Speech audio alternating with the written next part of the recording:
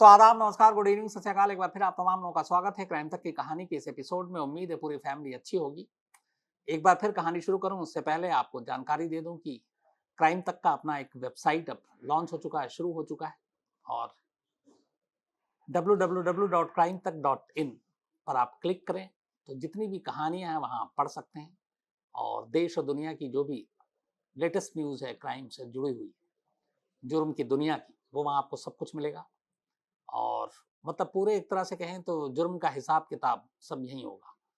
तो मौका मिले पढ़िए, अपनी राय दीजिए और सुझाव दीजिए, इंतज़ार रहेगा हम सभी को। और वैसे ही अपना प्यार दीजिए। तो crimetech.in ज़रूर पढ़िए, क्राइम तक का वेबसाइट, क्राइम की खबरें। अब आते हैं आज की कहानी के ऊपर। जासूसी दुनिया में बहुत कुछ होता है। हम लोग जासूसों की कहानियां सुनते हैं, अलग अलग देशों की जो सीक्रेट सर्विसेज हैं, जो खुफिया एजेंसियां हैं, उनके कारनामे सुनते हैं। कई बार उनकी दहलाने वाली कहानियां सुनते हैं। लेकिन अगर ईमानदारी से देखा जाए तो ये जितनी भी दुनिया भर की खुफिया एजेंसियां हैं या इनसे जुड़े हुए जो जासूस होते हैं, जो काम करते हैं अपने देश के लिए, ये हमेशा अपनी जान जोखिम में डालकर काम करते हैं। बल्कि ऐसी बहुत सारी चीज़ें हैं कि उनकी जो सच्चाई है वो दुनिया के सामने ना आए। जिसके लिए भी, सपोज अगर कोई रॉ के लिए काम कर रहा हो, कोई CIA के लिए कर रहा हो, कोई ISI के लिए कर रहा हो, मोसाद के लिए कर रहा हो, KGB के लिए कर रहा हो, तो इन सब का ये होता है कि एक आप जितने भी आप छुप के रह सकते हैं, आपका सच जमाने के सामने ना आए, वरना आपकी जान को, आपके परिवार की जान को खतरा होता है। और कई बार ऐसा होता है, कई फिल्मों में आपने देखा होगा कि ऐसे जासूसों की, जो चूंकि कहीं ना कहीं तो रिकॉर्ड होता है हर एजेंसी के पास कि किस देश में किस एजेंसी के कितने जासूस हैं, कहाँ कहाँ पे पोस्टेड हैं, कहाँ क्या कर रहे हैं, क्या काम कर रहे हैं। तो अगर ये लिस्ट लीक हो जाए तो फिर उन तमाम लोगों की जान को खतरा हो जाता है। ऐसी हॉलीवुड की बहुत सारी फिल्में आई हैं जिसमें बाकायदा ये दिखाया गया है कि जासूसों की कैसे जो लिस्ट है, जो गोपनीय है बेहद, वो कैसे लीक हो गया और उसके बाद एक एक करके वो मारे जा रहे हैं। और दुश्मन देश को भी जब पता चलता है, कहीं आप अगर किसी और एजेंसी के लिए काम कर रहे हैं, दूसरे देश में जासूसी कर रहे हैं, तो फिर हमेशा आपके ऊपर नज़र रहती है और नुकसान पहुंचाने की कोशिश होती है। दुनिया में भरे पड़े में ऐसी न जाने कितनी मिसालें, कहानियां हैं जब जासूसों के ऊपर अजीब अजीब तरीके से हमले हुए। आज की कहानी भी जासूसों के ऊपर ऐसी हमले की कहानी है, और वो भी अमेरिकी जासूस, अमेरिकी खुफिया एजेंसी CIA, आप सभी वाकिफ हैं। तो CIA के जो जासूस हैं दुनिया भर में एक्टिव हैं। और आपको पता है कि अमेरिका अपने आप को सुपर पावर कहता है, तो पूरी दुनिया को कंट्रोल में रखने के लिए हर देश के इंटरनल पॉलिटिक्स क्या है, जो अपोजिशन में पार्टी है वो क्या है, कौन कितना ताकतवर है, किसको सत्ता में होना चाहिए, किसको पावर में नहीं होना चाहिए, इन सारी चीज़ों में अमेरिका शुरू से दखल देता रहा और दुनिया के तमाम देशों को। और इसीलिए उसको सुपर पावर भी कहते हैं, क्योंकि फिर वो अपनी हुकूमत चलाता है, अपनी मनपसंद की सरकार लाता है। जैसे आप अफगानिस्तान का एग्जाम्पल ले लीजिए। उसामा बिन लादेन को तलाशने के लिए उसने अफगानिस्तान पे हमला किया और करीब 20 साल तक अमेरिकी फौज वहीं रही। अब बारी बारी से वो निकल रहे हैं, इसकी पूरी कहानी आपको सुनाई। आज की कहानी भी करीब करीब जो कहीं से शुरुआत होती है वो यही है कि ओसामा बिन लादेन को अमेरिका ने 9/11 के 10 साल बाद ढूंढ कर एबटाबाद में मारा था। ओसामा बिन लादेन को ढूंढने के लिए CIA की एक पूरी फौज ही एक तरह से लगा दी गई थी। और ओसामा का पता लगाने के लिए उस CIA की टीम को जो लीड कर रहा था, उसी CIA के उस लीडर को इस जो आज मैं कहानी सुनाना जा रहा हूं, उसकी जांच का जिम्मा सौंपा गया हाल में, और कहा गया कि आप इसका सच पता करें। कहानी क्या है? कहानी क्यूबा से शुरू होती है। क्यूबा और अमेरिका में आपको पता है कभी अच्छे रिश्ते रहे नहीं, और कास्त्रो की जब तक सरकार रही, अमेरिका हमेशा नाराज रहा और क्यूबा को वो एक तरह से मान्यता देता नहीं था। तो क्यूबा में इस कहानी की शुरुआत होती है, और क्यूबा में असल में 1953 में एक क्रांति शुरू हुई थी। और तब वहां पर जब ये क्रांति शुरू हुई थी तो उस वक्त वहां पे एक सरकार जो थी, उसको अमेरिका एक तरह से सपोर्ट कर रहा था। और बतिस्ता उस वक्त वहां के क्यूबा के डिटेक्टर थे, मिस्टर बतिस्ता। तो अमेरिका का सपोर्ट था। लेकिन 1953 में कास्त्रो की अगुवाई में एक वहां पे एक मुहिम शुरू हुआ, एक क्रांति शुरू हुई, लेकिन अमेरिका बतिस्ता को ही सपोर्ट कर रहा था और कास्त्रो को नहीं। लेकिन तमाम अमेरिकी की कोशिशों के बावजूद 1959 में बतिस्ता को जाना पड़ा और कास्त्रो वहां का नया डिक्टेटर बना। और यहीं से अमेरिका और क्यूबा के बीच जो रिश्ते हैं वो खराब हो गए, क्योंकि अमेरिका नहीं चाहता था कि कास्त्रो वहां पे आए। वो बतिस्ता की सरकार को सपोर्ट कर रहा था, सारी ताकत लगा रखा था। और उसी वक्त अमेरिका ने क्यूबा में अपना उनका एक एम्बेसी थी, उनका एक दूतावास था 6 मंजिला। और ये क्यूबा का एक शहर, एक इलाका है मेलेकॉन, उसी जगह पर समंदर से बिल्कुल सटा हुआ एक ऊंची दीवार, और उस दीवार में एक बिल्डिंग, और दीवार के पीछे और उस बिल्डिंग में 6 मंजिली इमारत, और उस इमारत में अमेरिकी दूतावास 6 मंजिला था। इसमें सारे स्टाफ वहां के काम करते थे। और इन्हीं में सबसे ऊपर 6th फ्लोर पर अमेरिकी खुफिया एजेंसी CIA के जासूस बैठा करते थे। आपको कई बार मैंने पहले भी बताया कि जो अलग अलग एम्बेसी होते हैं जिसमें स्टाफ काम करते हैं, डिप्लोमेट्स हर देश के एक दूसरे देश में होते हैं, तो उसमें वो सिर्फ स्टाफ नहीं होते, डिप्लोमेट्स नहीं होते, बल्कि उनके भेस में अलग अलग एजेंसियों के जासूस होते हैं उस देश के। जैसे अगर सपोज CIA है और नई दिल्ली में आप US एम्बेसी है, तो इस एम्बेसी में अमेरिका का एक बहुत बड़ा स्टाफ काम करता है, तो ज़रूरी नहीं कि वो सारे डिप्लोमेट्स हों। उन्हीं के भेस में कुछ लोग CIA के जासूस भी होते हैं, एजेंट भी होते हैं, जो उस भेस में रहते हुए अपना काम करते हैं। उसी तरह हमारे देश का भी है कि रॉ के हमारे जो है जासूस है, बहुत सारे ऐसे देश हैं जहाँ पे जो हमारी एम्बेसी, उस एम्बेसी के स्टाफ के भेस में वहाँ काम करते हैं। तो ये दुनिया में लगभग एक ओपन सीक्रेट है, बहुत सारे लोग जानते हैं। लेकिन एम्बेसी में क्यों काम करते हैं और रहकर, उसकी एक वजह है वियना कन्वेंशन। एक वियना कन्वेंशन एक समझौता हुआ था जिसमें ये था कि हर देश का दूसरे देश में जो दूतावास होगा, एम्बेसी होगी, उस एम्बेसी के ऊपर उस देश के लोग न तो कोई हमला कर सकते हैं, ना उस एम्बेसी में काम करने वाले को गिरफ्तार कर सकते हैं, क्योंकि वो डिप्लोमेटिक एक चैनल, एक रिश्ता है, और वहाँ की पूरी सुरक्षा उस देश की सरकार की जिम्मेदारी होगी। तो इसीलिए एक दूतावास के अंदर आप घुसकर किसी को अरेस्ट नहीं कर सकते। वहाँ पे लगभग उनका कानून ही नहीं चलता उस देश का। सपोज अगर अमेरिकी एम्बेसी है यहाँ पे शांति पथ पे दिल्ली में, और वहाँ पे कोई इस तरह की खबर आती है, तो हमारी दिल्ली पुलिस घुस के अरेस्ट नहीं कर सकती, क्योंकि उसमें फिर बहुत सारी चीज़ें, international law, Vienna convention, diplomatic जो रिश्ते हैं उसकी कुछ शर्तें, ये सारी चीज़ें आ जाती हैं। तो ऐसे में आपको एक ढाल मिल जाता है, एक कवच मिल जाता है आपको दूतावास में रहने का, छुपने का और अपने मिशन को अंजाम देने का। तो क्यूबा में भी उस वक्त हालात खराब थे। अमेरिका की एक 6 मंजिला इमारत, उसके अंदर सारे स्टाफ, और उसी की 6ठी मंजिल पर कुछ CIA के एजेंट रह रहे थे। अमेरिका और क्यूबा के बीच रिश्ता आपको बताया कि खराब, कास्ट्रो के आने के बाद लगभग दोनों के एक तरह से डिप्लोमेटिक रिश्ते भी टूट चुके थे। लेकिन फिर बराक ओबामा की सरकार आती है और फिर क्यूबा के साथ एक नई शुरुआत होती है। बराक ओबामा इस मानने वाले थे कि क्यूबा के साथ रिश्ते अब बनाने चाहिए। लेकिन फिर उसके बाद बराक ओबामा के 8 साल पूरे होते हैं, चुनाव होता है, और डोनाल्ड ट्रंप अमेरिका के राष्ट्रपति बन जाते हैं। क्यूबा को लेके उनकी राय और उनकी सोच सबको मालूम था, वो एंटी क्यूबा। तो आते ही फिर, इससे पहले कि बाकी कदम उठाते, कास्त्रो की मौत हो जाती है एक लंबी उम्र के बाद, और इसके बाद वहां पे एक नई सरकार आती है। लेकिन जब ये डोनाल्ड ट्रंप जीते तो उसके ठीक 17 दिन के बाद कास्त्रो की मौत होती है, 25 नवंबर 2016 को। और कास्त्रो को लेके डोनाल्ड ट्रंप की जो राय थी वो बहुत अच्छी राय नहीं थी। लेकिन इसके बाद ये सारी चीजें चलती रही। 30 दिसंबर 2016, 30 दिसंबर 2016 से ये कहानी शुरू होती है। इसी क्यूबा के अमेरिकी दूतावास में काम करने वाले एक स्टाफ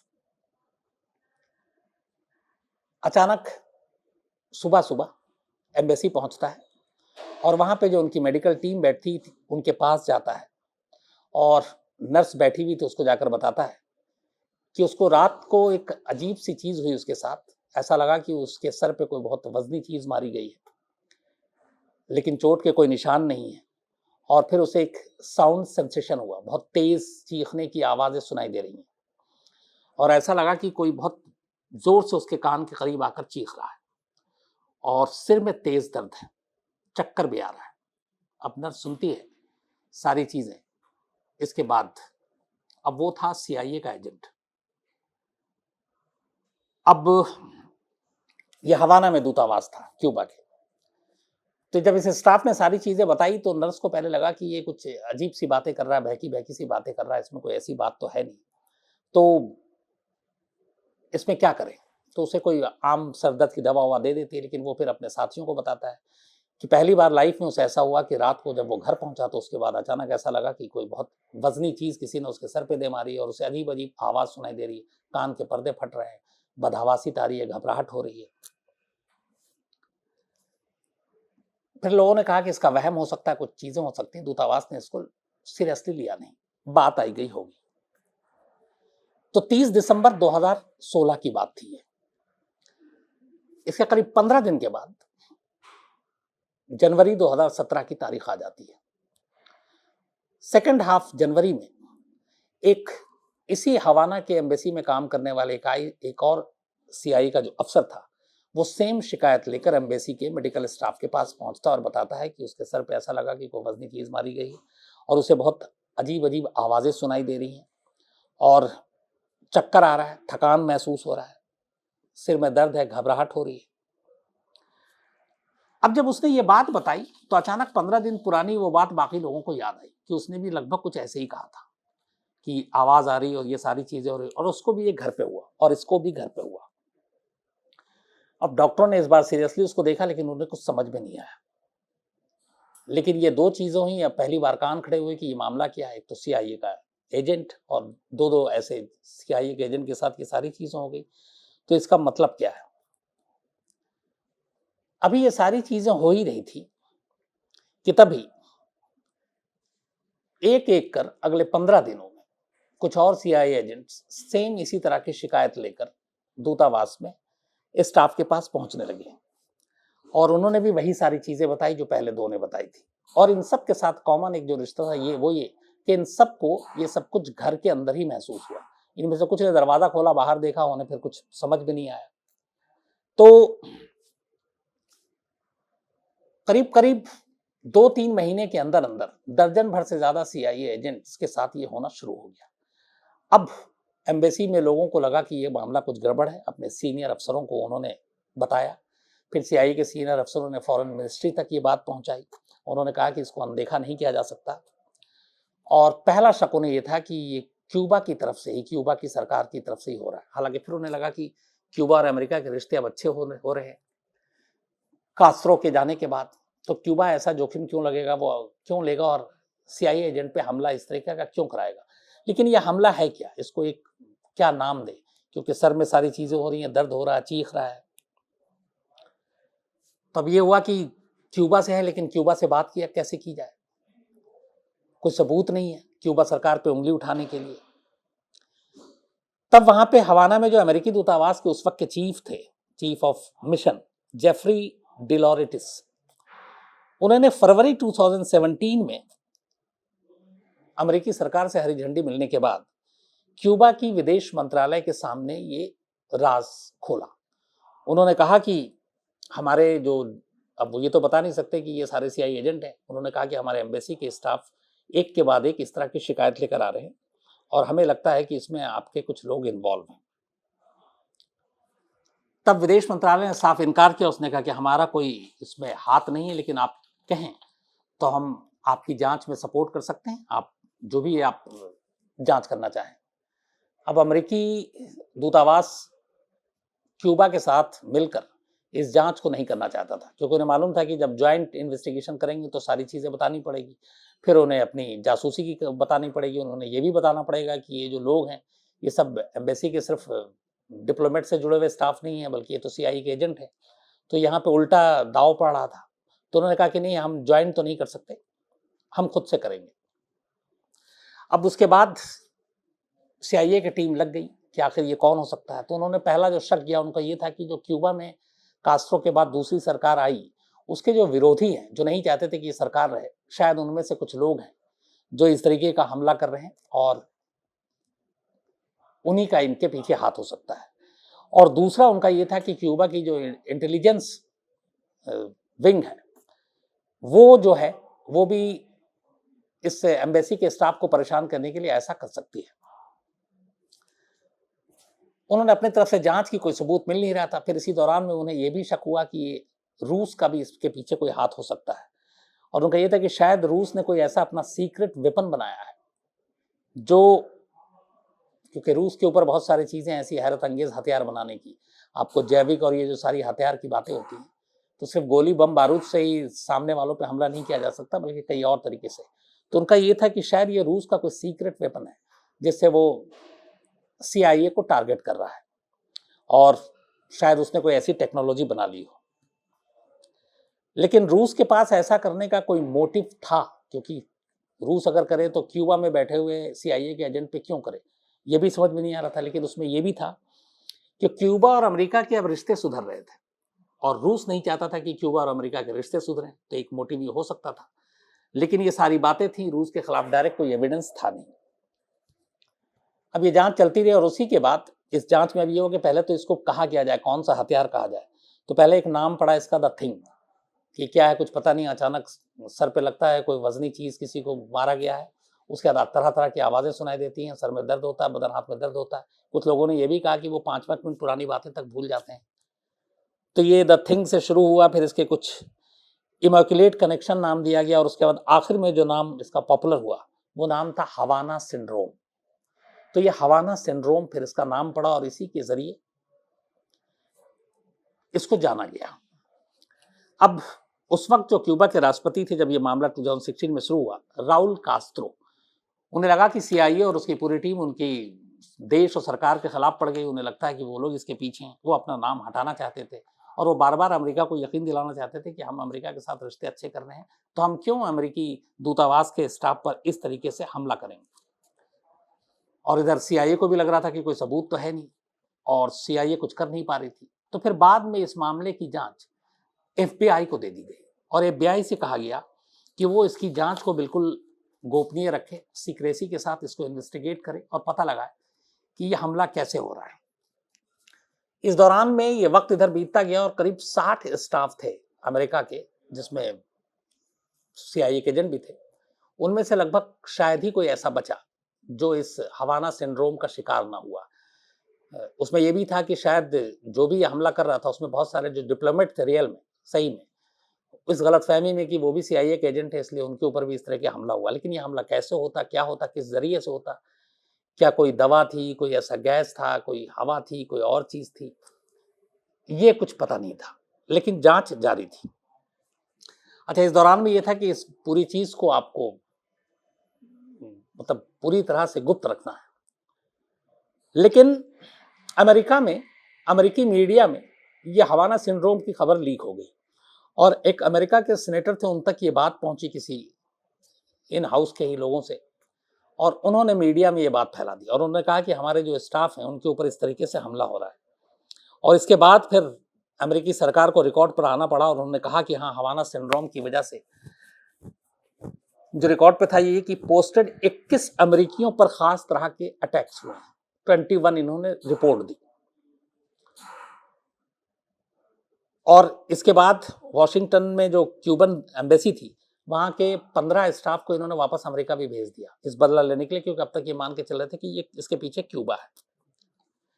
लेकिन अब यहां से फिर कहानी पलटनी शुरू होती है। होता यह है कि कुछ वक्त के बाद, जब ये जांच अभी FBI कर ही रही थी, तो पता चला कि क्यूबा में ही पोस्टेड कैनेडियन एक डिप्लोमेट थे, और उनके परिवार, जो उनके साथ रहता था, पत्नी और 2 बच्चे, उनकी भी एक सुबह अचानक नींद खुली, और उन्हें लगा कि उनके सर पे कोई वजनी चीज मारी गई। वैसी ही आवाजें, वैसी ही चीख, वैसे ही सर भारी, बदन हाथ में दर्द, वैसे ही सब कुछ जो सिम्टम बाकी को हो रहा था उनको हुआ। तो अब सवाल ये था कि फिर कनाडाई डिप्लोमेट्स के परिवार पे इस तरह का हमला क्यों। इसके बाद धीरे धीरे वक्त बीता, और पता चला कि कनाडा की जो दूतावास थी वहां पे, उसके 12 स्टाफ इसी तरह के एक अज्ञात हमले का शिकार हुए, और वो सब घबरा गए, वापस वो लोग कनाडा चले गए। अब इधर मामले की जांच चल रही, 2017 आ गया, कुछ पता नहीं चल रहा है। इस दौरान में अब रूस के बाद अमेरिका चीन की तरफ भी शक की निगाह से देखने लगा। उसे लगा कि चीन जो है वो भी इसके पीछे हो सकता है, और चीन हमेशा इस तरह के, आप कोरोना अभी आपके सामने ही, तो ऐसी बहुत सारी जैविक हथियार, इस तरह की चीजें बनाने में माहिर है, तो क्या पता चीन का भी इसमें हाथ हो। लेकिन उस पहलू से भी जांच चल ही रही थी कि तभी एक ग्वांगझो चीन में एक जगह है, इस ग्वांगझो जगह पर एक शहर है, अमेरिका का एक वाणिज्यिक दूतावास है। यहाँ पे पोस्टेड एक अमेरिकी स्टाफ, एक महिला जिसका नाम था कैथरीन वार्नर, मार्च 2018 में सेम उसके साथ भी यही ऐसे ही हमला होता है।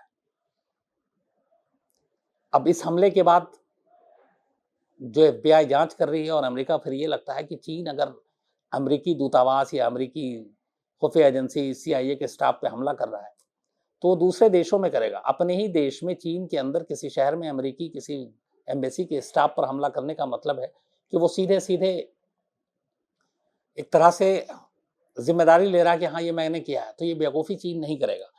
फिर लगा अमेरिका को कि शायद जो चीन है इसके पीछे नहीं हो सकता है। इसके बाद अमेरिका ने, लेकिन इस हमले के बाद चीन में जब हुआ तो पूरे चीन में जो अमेरिका के जो करीब 300 स्टाफ थे जो अलग अलग शहरों में एम्बेसी में, उन सब की जांच करवाने का फैसला किया। जब उनकी जांच कराई गई तो पता चला कि इनमें से 15 सेम ऐसे ही सिम्टम के शिकार हुए थे और उन 15 में सेम ऐसे ही लक्षण मिले और उनके ऊपर भी ऐसे ही हमला हुआ। अब इसके बाद FBI की और सिरदर्दी बढ़ गई, क्या करें, लेकिन अभी तो और मुसीबत आनी बाकी थी। इसके बाद धीरे धीरे पता चला कि जिसके ऊपर शक हुआ, रूस, खुद रूस के एम्बेसी में काम करने वाले स्टाफ, पोलैंड, जॉर्जिया, ताइवान, यहाँ के डिप्लोमेट्स और उनके स्टाफ, वो भी इसी तरह के अज्ञात हमलों का शिकार हो रहे हैं। जुलाई 2021 में ऑस्ट्रेलिया की राजधानी वियना से भी ऐसी खबर आई कि सेम ऐसे ही हमला हुआ। इसके अलावा वहां पे पोस्टेड करीब दर्जनों स्टाफ वो इस हमले का शिकार हुए। कई और दूसरे देशों में अमेरिकी दूतावास में जो काम कर रहे थे लोग, उनके ऊपर भी ऐसे ही हमला हुआ और उसमें से तो कई CIA के एजेंट थे, तो उनके ऊपर भी यह हमला हो गया। अब सवाल यह था कि अलग अलग देशों में यह हमला हो रहा है और यही पता नहीं चल रहा है कि यह मामला है क्या। अब हुआ ये कि अमेरिका ने इसके ऊपर पूरी जांच की, FBI ने जांच की, पहले CIA ने जांच की, लेकिन जो सवाल थे, एक, इन जिन लोगों के भी ऊपर हमला हुआ ये दूतावास के बाहर हुआ, दो, ये लोग जब अपने घरों में थे तब हुआ, उस वक्त घर में कोई तीसरा नहीं था, चौथा, ये हमला कैसे हुआ किसी को मालूम नहीं था, किस तरीके से ये चीजें की गई उसका कोई जरिया इनको मालूम नहीं था। तो ये सारी चीजें एक पहेली बनी रही और जांच में कुछ नहीं निकला।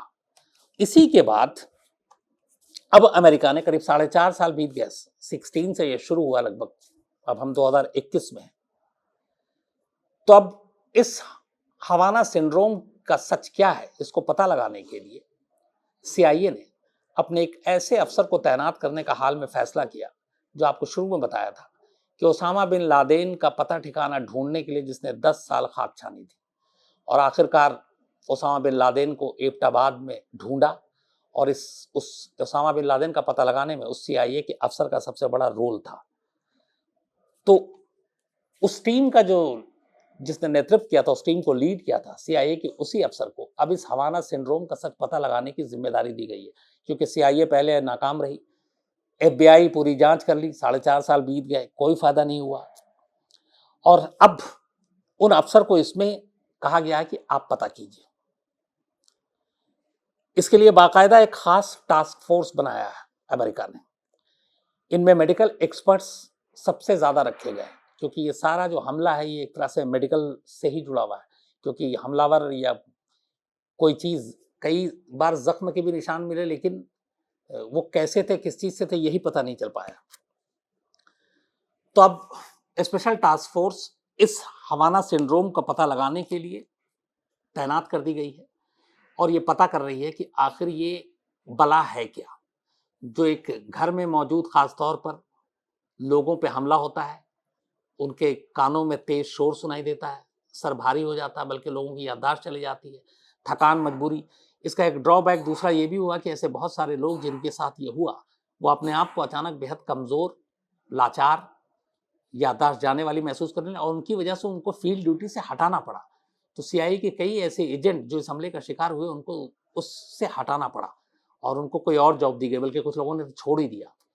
लेकिन शुरुआत क्यूबा से हुई, उसके बाद अलग अलग देशों से होते हुए ना मालूम कितने ही देशों में अमेरिकी दूतावास में काम करने वाले लोग इस हवाना सिंड्रोम का आज भी शिकार हो रहे हैं। और यही वजह है कि अमेरिका के लिए एक बड़ा ये चैलेंज है, चुनौती है कि वो पता करे कि ये अज्ञात हमला है क्या। तो जैसा मैंने आपसे शुरू में फिर कहा था कि जासूसी दुनिया और जासूस ये जो काम करते हैं बहुत ही जोखिम भरा होता है, और कभी भी कहीं भी मतलब इनके साथ कुछ भी हो सकता है। और दुनिया की तमाम ताकतें अपने देश की भलाई के लिए दूसरे देश के जासूसों को किसी भी हद तक नुकसान पहुंचा सकते हैं और उसके लिए कुछ भी कर सकते हैं। और आजकल जिस तरह से टेक्नोलॉजी है, जिस तरीके से सारी चीज़ें हैं, तो ये बड़ा काम और ख़तरनाक हो गया है। आप कहीं पे भी किसी पे भी हमला कर सकते हैं और पता भी ना चले कि हमला कैसे हुआ है। उसी का एक पहलू ये हवाना सिंड्रोम है। तो आज कहानी में इतना ही, लेकिन चलते चलते फिर कहूँगा www.crimetech.in, क्राइम तक का वेबसाइट, क्राइम की खबरें पढ़ने के लिए, क्योंकि जुर्म के सारे हिसाब किताब यहाँ होंगे। तो आप ज़रूर पढ़िए, अपनी राय दीजिए, सुझाव दीजिए, अच्छे बुरे दोनों। अब आपसे मुलाकात होगी कल रात 9 बजे किसी नई कहानी के साथ। तब तक अपना ख्याल रखिएगा। Thank you very much.